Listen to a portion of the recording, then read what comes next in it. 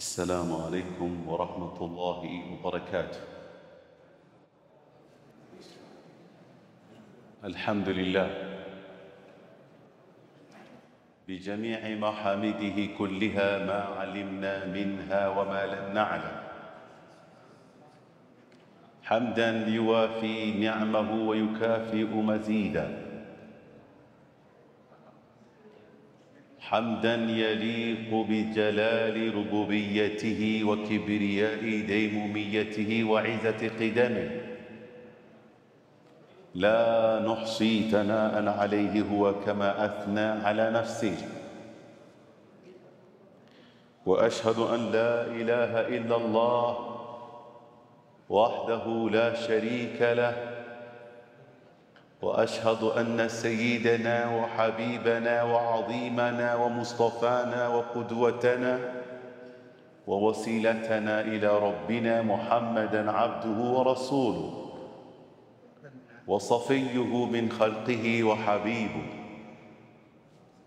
أرسله الله تعالى رحمة للعالمين وهاديًا إلى صراط الله المستقيم.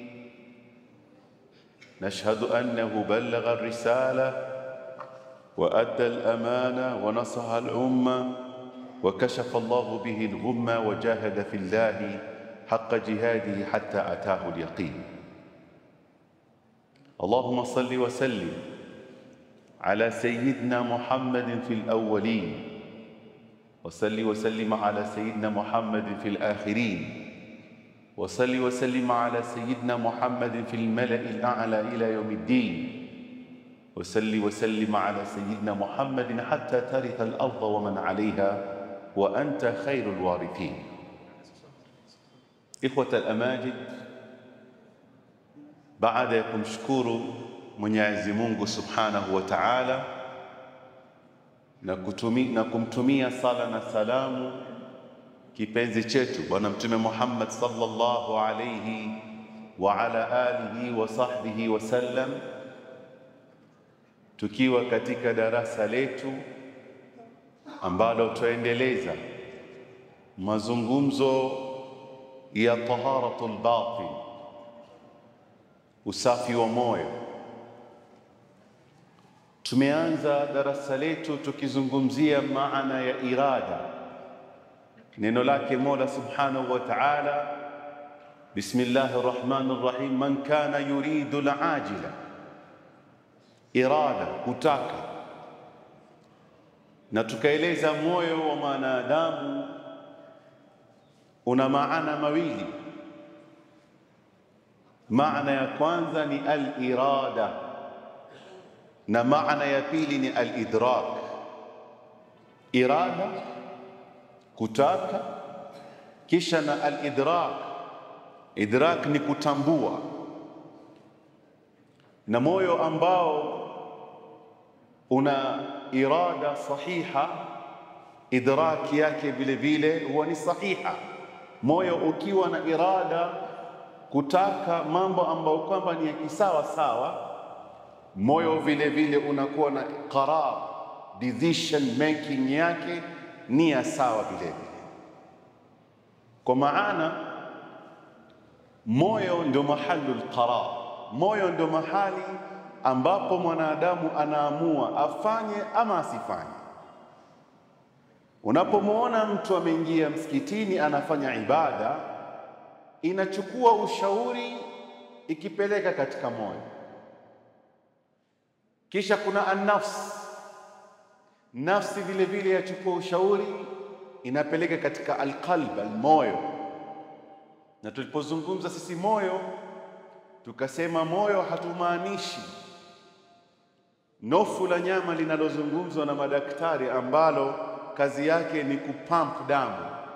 La, maana ya moyo hapa ni maana iliyoelezwa katika Qur'an al-Karim, Bismillahir Rahmanir Rahim, inna aradna al-amanata 'ala as-samawati wal-ardi wal-jibal.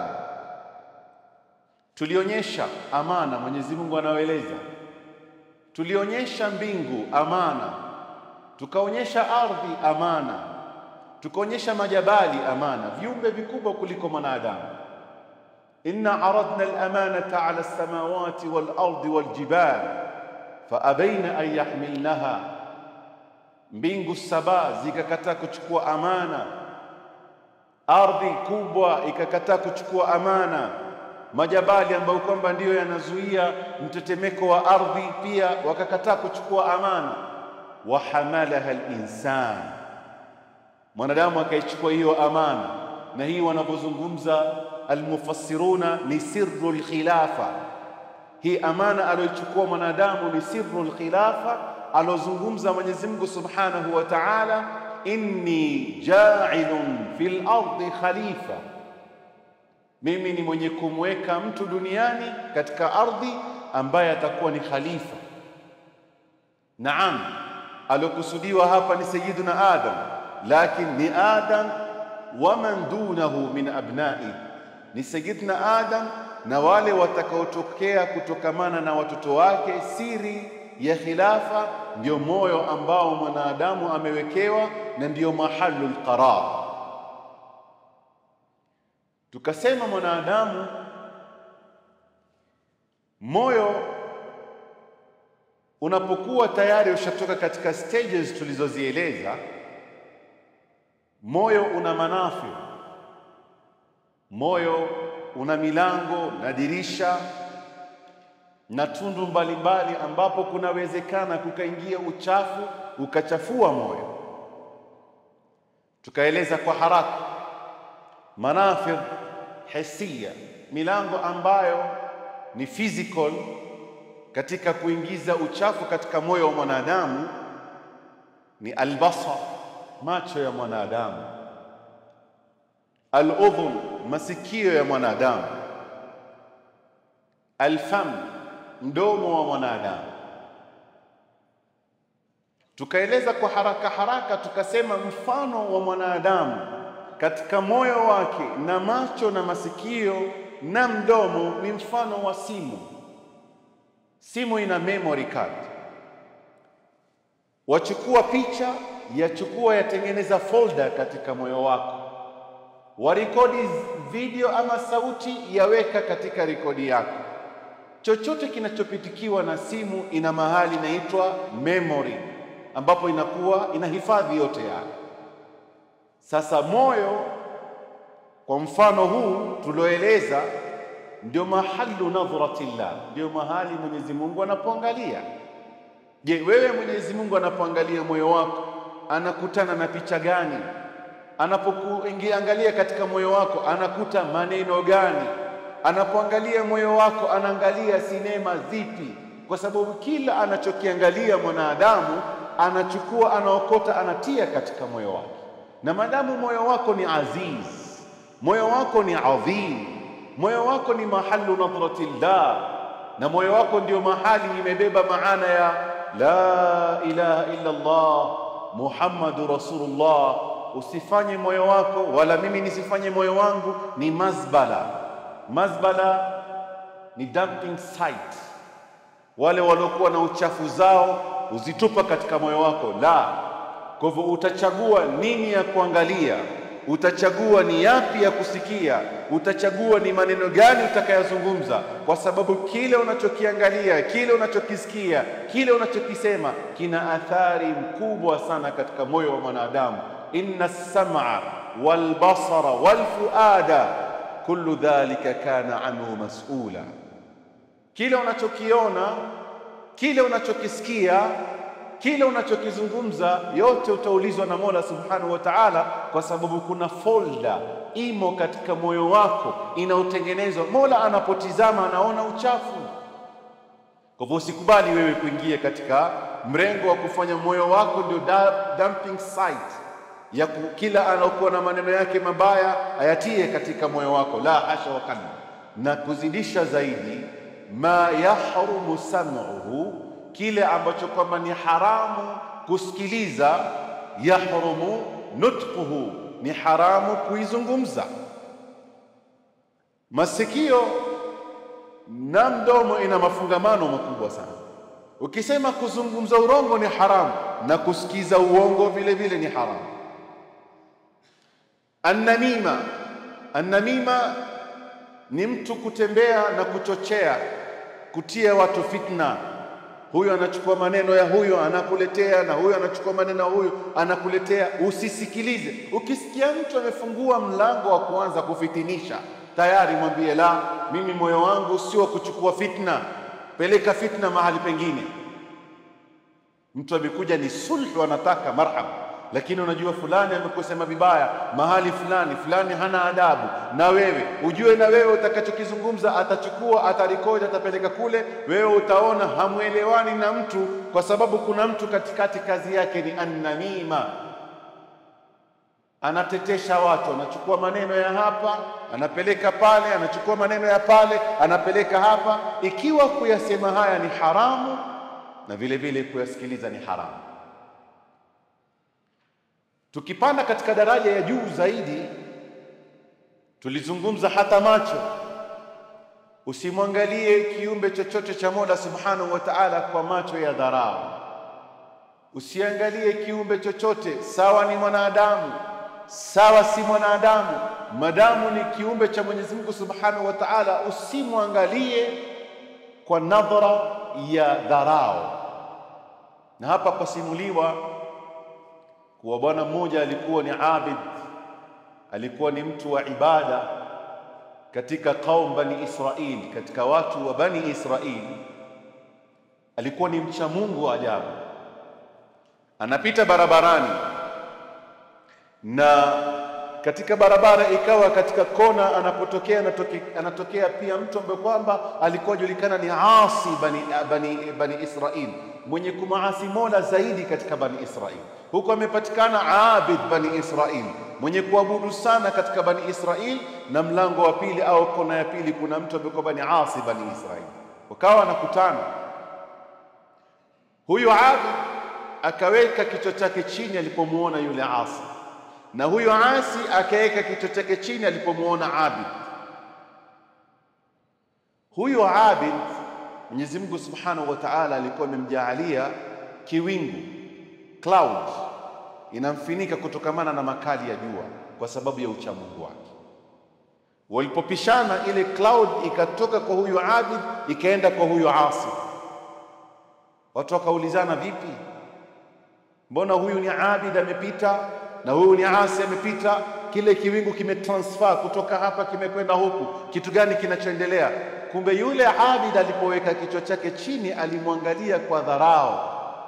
Asema, nakutana vipi na mtu mwenye kumaasi Mungu, mkorofi huyu, mwenye mabaya, haujui mwisho wake ukoje? Mbona umemhukumu haraka? Mbona usimwombee Mungu? Wewe ushamdharau tayari. Na yule abid alimwangalia yule asi alimwangalia yule abid kwa njia ya taadhim na njia ya khajal, ya haya. Mimi nitakutana vipi na mtu ambaye kwamba ni abid Bani Israili? Kwa ile nadhara yake ya kuhuzunika na haya, Mwenyezi Mungu Subhanahu wa Ta'ala akamfinika yeye, kwa sababu ilikuwa ni mlango wa tauba, na yule bwana akaingia katika almutakabirina kwa sababu ya macho yake. Macho yako usiangalie kiumbe chochote kwa nadhara ya kudharau, au kwa maana tulozungumza wiki iliyopita, kutukuza, ukaona hichi kitu ni kikubwa na ni adhimu kuliko hata janna ya Mola Subhanahu wa Ta'ala. Maana ya juu zaidi pia, ili tuingie katika mada yetu ya leo, na mada yetu ya leo tutazungumzia manafidh alhisiya. Kuna dirisha ambazo hazionekani za moyo, ni silent, ama pengine invisible, hazionekani. Ama mdomo, macho, masikio ni vitu invisible, zaangaliwa na zaonekana na zinaathiri sana katika moyo. Tukimaliza katika suala la mdomo, ni kuwa wewe ili kusafisha moyo wako, jitahidi kile kinachoingia katika kinywa chako ni safi, ni halali. Maji unaoyanywa ni ya halali, chakula unachokula ni ya halali, chakula unachomlisha mke wako, mwanao, na hata maskini, iwe wewe utatoa ni kitu cha halali kinachomridhisha Mola Subhanahu wa Ta'ala. Na hapa ndipo wanapozungumza wanazuoni wakisema, man akala halalan yoyote atakayejilazimisha kula cha halali, ta'atuhu jawarihuhu wa in aba, viungo vyake vyote vitakuwa vinamsikiliza hata kama yeye hataki.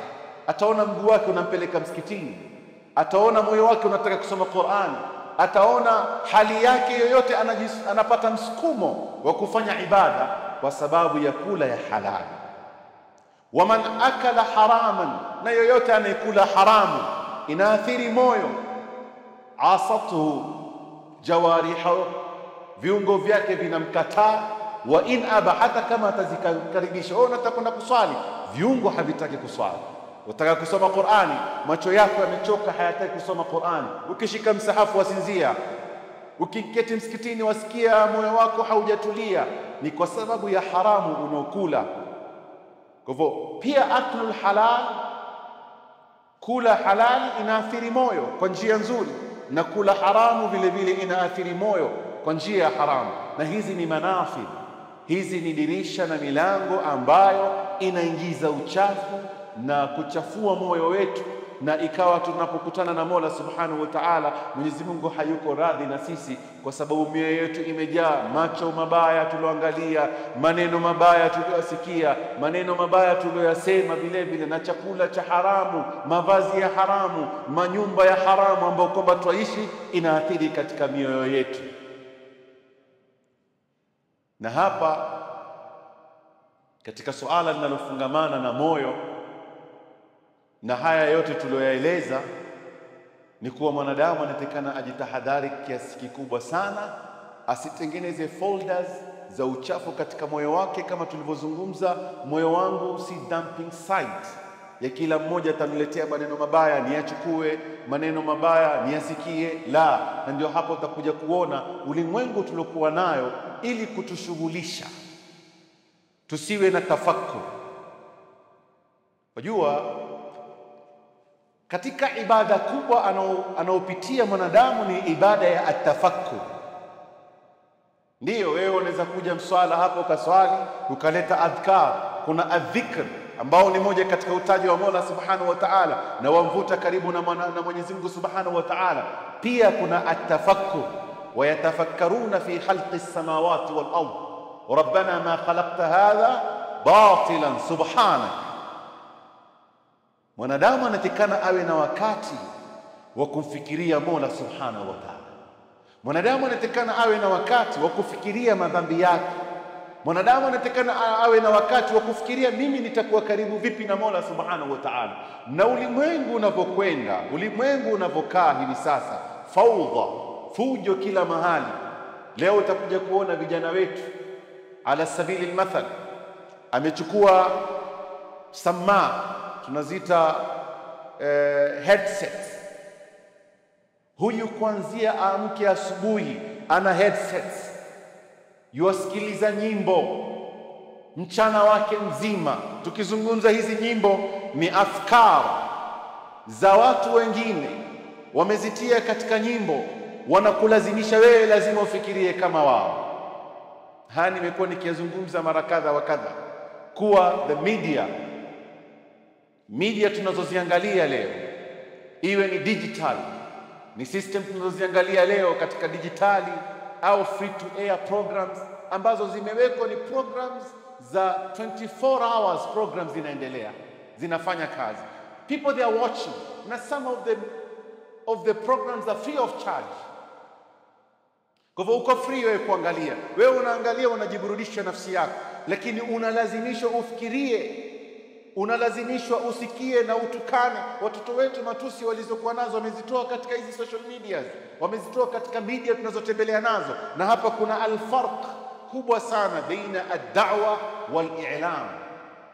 The difference between da'wa and the media, maana yake ni moja, lakini tofauti yake ni kuwa da'wa inaathiri moyo na inakupa ikhiari.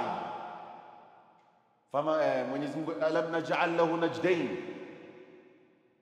alam naj'al lahu aynayn wa lisanan wa shafatayn wa hadaynahu an-najdayn. Mwenyezi Mungu Subhanahu wa Ta'ala amekupa masikio, amekupa macho, amekupa mdomo, kisha akakwambia hii ni njia ya peponi, hii ni njia ya motoni. Wewe ni hiari yako, it's your choice. Unaangalia njia gani utafuata. Tofauti na media it's forcing you have to think like this, you have to speak like this, if you want to write you have to write like this. Na hivi ndivyo watoto wetu wanavyofikiria leo. Unaketi na kijana unazungumza naye, na si vijana peke yao, hata sisi tumechukuliwa na teknolojia hivi sasa. Throughout, sisemi kuwa unachokisikiza ni makosa, lakini 24 hours wewe kuanzia kuamka asubuhi unasamaa katika masikizi yako. Matatu tunazozipanda sisi hapa ni wimbo kuruka mpaka town, sauti za juu, maneno haisokuwa na adabu wala heshima. Na subhanallah, hizi channels ala sabili almathal, na sisi tunapenda kuangalia pengine Arabsat au Nailsat, ambazo pengine tutakuja kuonana na baadhi za channel za Kiislamu kule kama Al-Irth An-Nabawi, Iqra TV na baadhi yao. Leo kuna multi-billionaires waislamu lilasaf ambao wako katika bara za Arabu, they are paying, wanalipia some of the channels ambazo ni a lot of millions dollars, ni pesa nyingi sana za milioni dollars. Wewe vipindi unavyoviangalia leo ambavyo umevipata ni free of charge, lakini kwanza ukiangalia katika muntajat, sisi tushughulika na mambo ya content creation, tumefanya katika TV na group ya vijana wangu hapa, tunaelewa how much it may cost wewe kutengeneza only one episode. Only one episode. Unataka kutengeneza episode ya dakika 20, pengine unataka kutengeneza hapa msikitini, uwe na kamera yako hii moja na uwe na mzungumzaji na penginepo kuna wawili watatu. Hiyo content kwa haraka inaweza kukukost not less than 50,000 Kenya shillings kutengeneza content peke yake, iwe katika level ya kuwa yes, hii content iko sawa. Kwa hivyo hata yule aliyokuwa na kamera na time yake ya kuedit na kutengeneza graphics na kuingiza katika social media ili watu waje waangalie, ana feel ule uzito alokuwa nao. Wewe wacha hii ya msikitini ambako ni kamera imewekwa, no action, mimi nazungumza tu na kamera iko pale ya record, atakwenda kuedit. Sasa leo wewe unaletea vipindi ambapo sasa mtu kabla hata ya kuwepo katika kile kipindi amepelekwa katika process ya kusoma, amesomeshwa. Ukivaa suit unatakana ukae hivi, tunataka uzungumze kama boss, anakuwa trained, anakuwa directed. Pengine episode moja inaweza kuwa after 1 week au pengine 1 month ndio waambie sasa hii episode iko sawa. Na zingine mtoka kule nje, jua ni kali, lighting sio sawa, lakini wewe unaletewa nyumbani free of charge. Who is paying this for you? Utasema, oh, I'm very blessed. Who is paying this for you? Nani anayekulipia hivi vipindi unaangalia? Liyakun, awe yoyote yule, anakulipia kwa nini? Wewe umekwenda zako katika mkahawa, cafeteria, unajua kuna juice nzuri na chai nzuri, mara ukiuliza bill unaambiwa ishalipwa. Nani amelipa? Mimi sikubali mpaka nijue alolipa. Alolipa wewe haunjui. Yule au utamuuliza, kwa nini umenilipia chai? Kwa sababu unajua kuna mukabili, kuna kitu anakitaka kwako in return. So wewe vipindi unavyoangalia, you are thinking that you're watching the programs free of charge, lakini they are not free of charge. They are buying your soul, they are buying your religion, they are buying your faith, they are buying your role models. Wanawachukua wote free of charge. Wewe unaiona ni free of charge, lakini kuna mukabili. Wanajua huyu tutamtolea Mtume Muhammad katika moyo wake, tumpe kipindi na utasema, oh, that movie, you've seen that actor, you've seen sijui nini, technology, sijui what. Lakini kuna kwa replacement, anatolewa Mtume Muhammad katika moyo wako, anawekwa mtu mwingine. Hivi ndivyo hali inapokwenda. Kwa hivyo hizi faudha zote unazoziona, ni nyimbo unazozisikia, ni sinema unazoziona, ni stories zinazoandikwa. Naam, sisi ni ummatu iqra, we are the reading nation. Natakana tujue ulimwengu unavyokwenda, lakini tusichukuliwe kama tulivyozungumza ikawa hamu yetu yote iko katika kusikiliza nyimbo, hamu yetu yote ni kuangalia sinema, hamu yetu. Leo mtoto anafungiwa shule, anasema katika this summer, this holiday, nataka kusoma vitabu au nataka kuangalia sinema ambazo not less than series, ni series manake. Akija kukwambia within 30 days ameangalia sinema ngapi, utashikwa na kichwa. Mani yastafid, nani mwisho anafaidika? Hizi zote ni kujaribu kuondosha kitu katika moyo wako kinachoitwa atafakkur, na hii atafakkur ni moja katika maana ya manafidh albatin, katika milango ya ndani ya moyo ambayo kama ni visible, invisible. Ziko ambazo tuzioni. Tumesema mdomo, masikio, macho tunaziona, lakini invisible ni hizi alkhawatir. Alkhawatir, wanazuoni wanasema khatira ya kwanza ni an-nafs, nafsi ya mwanadamu, na hii ndio daraja ya kwanza. Kisha khatira nyingine ya ovu inampitia mwanadamu ni ash-shaytan. Ibilisi hatutuacha, shughuluhu shaghil, shughuli inayomshughulisha ibilisi ni vipi atampoteza mwanadamu. Angalia kisa katika Qur'an al-Karim. Mwenyezi Mungu Subhanahu wa Ta'ala alipomwambia ibilisi ukhruj, ondoka, toka katika pepo hii, sehemu sio mahali ya watu wenye kibri. Akasema rabbi anzirni ila yaumi yub'athun. Janja sana ibilisi. Ya rabbi, usinitumbukize katika moto sahi, nipe muda mpaka watu wakifufuliwa siku ya kiyama. Nikamwambia haya sawa, tutakupa nafasi. Alipopewa nafasi akafanya hasad, akasema la ughwiyannahum ajma'in, hawa wanadamu nitawapoteza, nitahakikisha siko peke yangu motoni. Shughuli ya ibilisi ni kupoteza mwanadamu kutoka katika njia ya haki kumpeleka katika njia ambayo kwamba sio ya sawa. Hizi ni khawatir. Na pengine tueleze, wanazuoni wanaeleza al-khawatir, mawazo yanayompitia mwanadamu chini ya masaa 24 ni mawazo ambayo yanazidi 70,000 thoughts zampitia mwanadamu.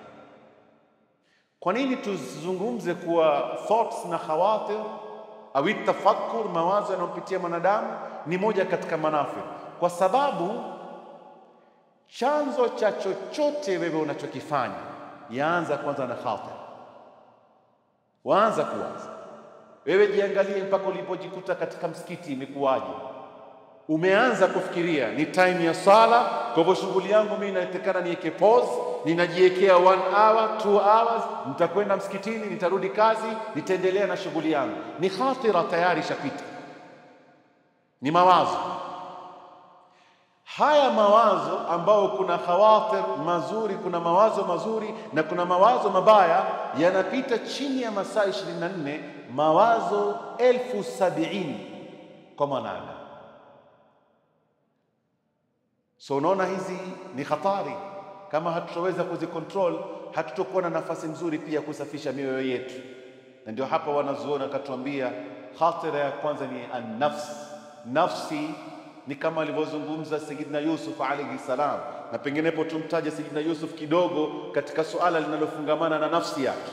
Nafsi hutamani, nafsi hutaka, nafsi yataka kujitetea, nafsi yataka kufanya kadha wa kadha. Ikiwa nafsi haujaweza kuisafisha, nafsi yako haujaipeleka stage after another stage, nafsi yako inaweza kukupoteza, kama anavyotueleza al-Imam al-Busiri, wa khalifi an-nafsa wash-shaytana wa'asihima wa inhuma mahadaka an-nusha fattahimi Ukisikia ushauri unatoka katika nafsi yako, usikubali moja kwa moja, doubt. Hiyo nasiha na advice sio mzuri, kwa sababu nafsi tabia yake ni kama alivyosema Sayyidina Yusuf. Sayyidina Yusuf tunamjua, Mwenyezi Mungu Subhanahu wa Ta'ala alikuwa amempa uhandsome, utanashati mzuri kuanzia udogoni mwake, na kukaingia fitna baina yake na ndugu zake, kwa sababu babake alikuwa anampenda zaidi kuliko ndugu zake. Na tabaan hivi ndivyo ilivyo. Wewe una watoto 6, kuna mmoja utakuja kuona moyo wako unampenda zaidi kuliko wengine, wa hakadha. Lakini kama mzazi anatekana akiamiliana na watoto aamiliane nao kwa adala, lakini katika kitu ambacho kwamba huwezi kucontrol ni mapenzi, hata kwa wake. Qur'ani imetuambia fankihu ma taba lakum minan nisa mathna, tunatakana tuanze kuoa wake wawili. Sisi Qur'ani imetuambia tuoe wake wawili kwanza, mathna wa thulatha wa ruba, tuanze na wawili, watatu, wanne. Wa in khiftum alla ta'dilu, ikiwa mnaona hamwezi kufanya uadilifu, basi fawahidatan, oeni mke mmoja. Uadilifu hapa ni uadilifu wa kutoa, uadilifu wa kupeana nyumba. Leo mimi ni hapa, kesho ni kule, kule ni kule. Ukiona hauwezi hilo, basi baki na mke mmoja, usiingie katika madhambi. Lakini kitu ambacho kama huwezi kucontrol ni love. Anatuambia Mwenyezi Mungu Subhanahu wa Ta'ala katika aya nyingine, hamwezi ninyi kufanya uadilifu baina ya wanawake, wa in tahrisu, hata kama mtafanya hirsi, mkafanya pupa, mnataka kuwapa kila moja love ya huyu ni 30%, love ya huyu ni 30%, it is impossible. Huyu lazima atapata 60-70, huyu atapata wanatofautiana wale wanawake. Na hata tamsikia mwanamume anasema alikuwa na wake wengi, mimi nikienda nyumba fulani napata utulivu. The way they treat you like a queen. Kwingine ukienda ni maneno, wewe umetoka wapi, wewe hivi. Kwa hivyo hizi ni vitu zinaitwa mapenzi. Na hivyo hivyo kwa watoto, ukileta kanzu mpe na huyu kanzu, ukitoa nyumba zawadi na huyu mpe nyumba. Lakini mapenzi you cannot control it. Kwa hivyo unamwachia Mola Subhanahu wa Ta'ala. Na Sayyidina Yusuf na ndugu zake, ikawa Sayyidina Yaqub anampenda zaidi Sayyidina Yusuf, kwa hivyo yakapatikana yale yalopatikana, na mwisho Sayyidina Yusuf akajipata katika mikono ya wafalme. Na mwanamke yule alikuwa ameolewa na ule Aziz, ambaye kwa ndio alikuwa anamlea Sayyidina Yusuf, akampenda Sayyidina Yusuf. Angalia haya maneno, alipompenda Sayyidina Yusuf, alimuita Sayyidina Yusuf katika chumba chake. Qur'an inatuambia waghallaqatil abwab, milango ilikuwa takriban kama mufassiruna wanaposema bedroom yake ina milango 7. Kuna mlango wa kwanza ukafungwa, twende. Mlango wa pili ukafunga, twende, mpaka 7. Kwa hivyo hata mtu anataka kusikiza kuna nini chumbani, hakuna mtu anaweza kusikia. Sayyidina Yusuf akijikuta katika chumba, yule mwanamke akamwambia haita lak. Haita ni lugha ambayo kwamba, haya Yusuf, mimi niko mbele yako, nifanye unavyotaka. Hebu tasawwar wewe, mwanamke mzuri, mrembo, ana pesa, anatoka katika familia ya kifalme, umekutana naye ghafla bimvuu, anakwambia nifanye unavyotaka. Nini nafsi yako inavyokwambia? Na hakuna yeyote anayekuona. Nafsi yako inakueleza kitu gani? Nafsi ya Sayyidina Yusuf akasema la, siwezi kufanya hivyo. Akatoka, kavunja milango, akatoka. Anaulizwa Yusuf baadaye, kitu gani kilichoweza kukukomboa wewe kama mwanamume uliokamilika, kukwepa mtego wa huyu mwanamke? Akasema wama ubarri'u nafsi inna an-nafsa la ammaratun bisu. Sisemi kuwa mimi nafsi yangu ni safi zaidi, la, kwa sababu nafsi tabia yake inaamrisha maovu. Wewe umeletewa dili kama mwana wa biashara, dili hii ina riba, dili hii ina haramu, dili hii inamwibia mtu fulani, dili hii ina dhulma, dili hii ina kadha wa kadha. Na wewe ni muhtaji, una watu wanakuangalia, una watoto wanakuangalia, una familia, una community. Utafanya kitu gani pale? nafsi yako kwambia toa, chukua, utamwomba Mungu subhanahu wa ta'ala msamaha baadaye. Hiyo ni nafsi. Lakini nafsi ulioisafisha, ukaitakasa, ukaifikisha katika daraja zote, hii biashara siitaki kwa sababu inakwenda kinyume na maadili ya Uislamu. Kwa hivyo mimi sihitaji utajiri ambao kesho Mwenyezi Mungu Subhanahu wa Ta'ala ataniuliza min aina iktasabta, umetoa mali yako wapi, wa fima anfaqta, na umetumia vipi mali yako. Siko tayari, achana naye, liwe liwalo. Nafsi ni hatari sana. Kwa hivyo ukisikia nasiha, advice inatoka kutokamana na nafsi yako, fanya. Hata kama ni ya kheri, ituhumu nafsi yako. Na hapa tutakuja kuangalia pengine darasa ya kesho, vipi tutaamiliana na haya mawazo. Mtajuaje mawazo haya ni ya nafsi? Mtajuaje mawazo haya ni ya shetani? Na mimi nifanye kitu gani ili niepukane na haya mawazo? Kisha daraja nyingine ni shetani. Shetani kama tulivyozungumza, ana power na fikra yake yote ni vipi nitamcontrol mwanadamu, na Mwenyezi Mungu amempa power hiyo. Anatuambia Bwana Muhammad alayhi salatu wasallam, inna shaytana yajri min ibni adam majra dam, ibilisi anamwingia mwanadamu kupita mishipa ya damu. Ina maana ikiwa anapita katika mishipa ya damu, ana control mwili mzima, kwa sababu na damu yako inavyocirculate ndio hivyo inavyoonyesha wewe una afya nzuri. Lakini anaweza kusimamisha hata damu yako mara moja. Anaweza, na tumezungumza mahalul qarar, decision making yako iko katika moyo. Ikiwa moyo kazi yake ni kupump damu, na huyo ashapita katika mishipa ya damu, anakuja ana make decision katika moyo wako hata kama hautaki. Unakuja mwanadamu mara nyingine anasema, na mimi nimefanya kitu gani kijinga hii? Mimi hii si mambo ya kipuzi kabisa, mimi hata sijui nimefanya nini. That means not yourself, si wewe. Kuna force imetoka katika moyo wako, ni imma nafsi yako ama shetani. Na hawa wawili unatekana daima dawama udumu katika adhkar. Kisha kuna fikra zingine mbili, hizi fikra ni nzuri. Hizi mbili ni dania za chini, lakini hizi fikra zingine mbili ni fikra nzuri za juu zaidi. Na ya kwanza, wa nafsi wa masawaha فألهمها فجورها وتقواها قد أفلح من زكاها وقد خاب من دساها.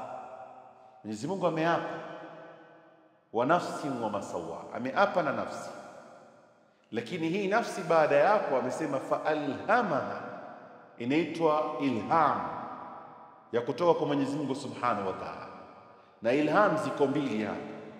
Kuna kitu kinaitwa lammatul malaika. Malaika anaweza kuja akakupa nasiha, akaja kama advisor, akakuadvise. Na hii ni lazima ukae unafikiria, lazima uweke wakati mahsusi. Wewe kazi yako ni kufikiria hali yako na Mola. Utaona vipi mawazo yanakuja mengi, na ili uweze kutambua hili ni wazo zuri, hili si wazo nzuri, kesho inshallah tutakuja kueleza.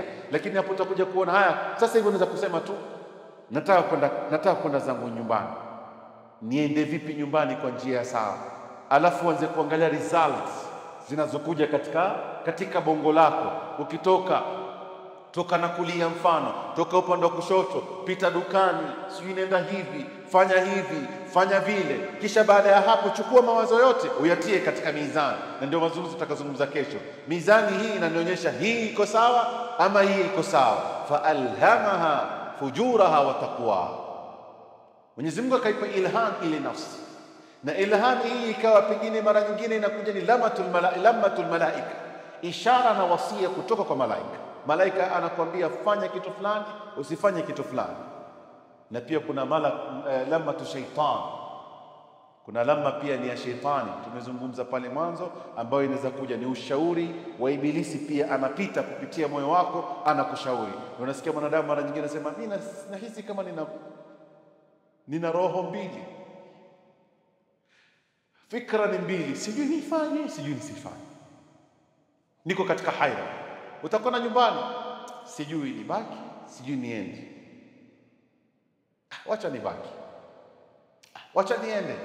Unataradad namna hiyo. Hali ya mwanadamu iko namna hiyo. Hapa ndipo tutakuja kuona inshallah taala katika darasa litakalofuatia kesho, tuangalie vipi Mola Subhanahu wa Ta'ala anavyokuwa na inaya kubwa kwa mwanadamu kumpa mawazo mazuri. Kisha kuna wazo lingine linatoka kwa Mola Subhanahu wa Ta'ala, jambo la juu zaidi. Na hapa katika Mola Subhanahu wa Ta'ala pia kuna mambo mawili, moja si nzuri, moja ni mbaya. Moja wanaita istidraj. Al-istidraj, na hii pengine nikipiga mfano ya haraka haraka, tuseme kama ndugu zetu wa Kristo mfano, ambapo unakuja kuona katika maabid, sehemu zao za kuabudu, kuna watu wao wanadai wao ni manabii na wanadai wanafanya miujiza, pamoja ya kuwa research yaonyesha wengi ni washirikina, wanakuja kudanganya wale ambao kwamba wanaingia kanisani au wanaokuja katika ibada yao. Wengi ni warongo, wanakwenda kuchukua kiini macho, wanakuja kuwadanganya watu kwa viini macho vyao. Lakini kuna na wengine wanafanya, lakini huku kufanya kwao sio hubbu lillah, inaitwa istidraj. Istidraj ni kwa Mungu anataka kukutia motoni kulingana na ukaidi wa moyo wako. Yani wewe unajua unachokifanya sio sawa na unalazimisha watu, kisha Mwenyezi Mungu akaona huyu basi ni wa motoni akakupa. Tofauti na karama, kuna wale ambao kwamba ni wacha Mungu Subhanahu wa Ta'ala, wakinyenyua mkono, ya Rabbi tuletee mvua, akiweka mikono chini mvua imeteremka. Hii inamzidishia yaqini na imani yake kwa dini yake. Lakini kuna mwingine anajua yeye hayuko karibu kabisa, akasema sheitani ama akavuta mapepo yake, akasema tuletee mvua, na mvua ikateremka, kisha mkono huu kweli amefanya mambo ya maajabu. Hii ni tu al-istidraj. Na tafsiri nyingine wanasema huyu mdudu chungu amekuwa katika ardhi, the ant, na kuna sura kamili katika Qur'ani inazungumza an-naml. Sayyidina Suleiman alipokuwa akichagua wanajeshi wake, na kulikuwa katika wanajeshi an-namla, ulimwengu wa mdudu chungu. Huyu mdudu chungu ikiwa karibu siku atafariki, Mwenyezi Mungu Subhanahu wa Ta'ala humpa mabawa, kampa mbawa. Kuna baadhi ya wadudu hawa wanapata mbawa, kwa hivyo anajikuta yuko hewani. Akipanda hewani, yule ndege ambaye kwamba anatafuta mdudu chungu hana haja ya kushuka chini, sasa anakutana naye kule juu, anamla. Hii ni istidraj. Sanastadrijuhu min haythu ya'lamun wa umli lahum inna kaidi matin. Kuona pia istidraj, anaona kweli yuko katika sawa na anajua sio sawa maneno yake na vitendo vyake anavifanya. Kwa hivyo akifanya anaona kama kweli kumefanyika. Hii inaitwa istidraj, kwa sababu Mwenyezi Mungu anataka kutumbukiza katika moto wa jahannam. Na nyingine nzuri ni ilham inayotoka kwa Mola Subhanahu wa Ta'ala, akakupa ilham, wa nafsi wa masawaha fa alhamaha fujuraha wa taqwaha qad aflaha man zakkaha, amefaulu yule atakayesafisha nafsi yake, wa qad khaba man dassaha, na amefeli yule ambaye kwamba ataikanyaga nafsi yake. Hizi zote ni katika manafidh ambao mwanadamu anatakana ajichunge. Tumesema macho, chunga nini unachokiangalia. Masikio yako, chunga ni kitu gani unachokisikia. Mazungumzo yako, chunga ni maneno gani unayoyazungumza. Na katika daraja ya juu, bongo Mungu Subhanahu wa Ta'ala alokupa ambalo linafikiria, linafanya kadha, ili moyo wako uwe na decision making. Kabla huja make decision, kuwa na vipimo vya kujua, je, haya niliyoyafikiria yako sahihi? Je, Mola Subhanahu wa Ta'ala ndio ameniletea ushauri ama si ushauri unatoka kwa Mola Subhanahu wa Ta'ala? Ndilo darasa letu tutakalizungumza kesho biidhnillahi ta'ala. Tunamwomba Mwenyezi Mungu Subhanahu wa Ta'ala ayaj'alana min alladhina yastami'una alqawla fayattabi'una ahsana. Allahumma ya man waffaqa ahla alkhair lilkhair wa a'anahum alayhi waffiqna lima tuhibbu wa tarda wa 'inna alayhi la tamna'na khayra ma 'indaka bi sharri ma 'indana bijudika wa imtinanika wa ihsana. وصلى الله على سيدنا محمد وعلى آله وصحبه وسلم تسليما كثيرا والحمد لله.